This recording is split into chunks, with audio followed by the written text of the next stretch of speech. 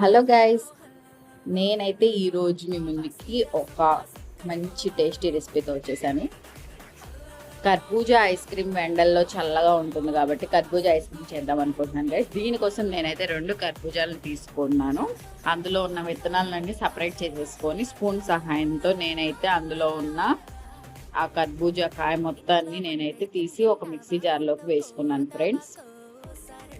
ఇప్పుడు చూసారు కదా, ఈ విధంగా చేసుకున్న తర్వాత నేనైతే స్వీట్ ఎక్కువగా వేయట్లేదు ఫ్రెండ్స్. ఓన్లీ 3 స్పూన్స్ మాత్రమే షుగర్ని యాడ్ చేసుకున్నాను.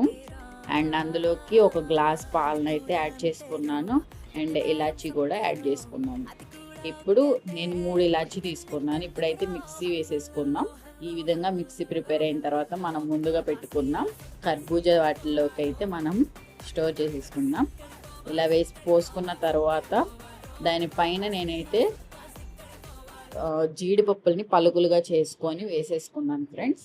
ఇప్పుడైతే దీన్ని తీసుకెళ్ళి ఒక 8 అవర్స్ పాటు ఫ్రిడ్జ్లో అయితే పెట్టేసేద్దాం. చాలా గడ్డగట్టింది ఫ్రెండ్స్ నేనైతే పెట్టేసిన తర్వాత. కానీ రెసిపీ అయితే చాలా బాగుంది, చాలా టేస్టీగా వచ్చింది ఫ్రెండ్స్. చూసారు కదా, చాలా అంటే చాలా టేస్టీగా ఉంది. Thank you for watching.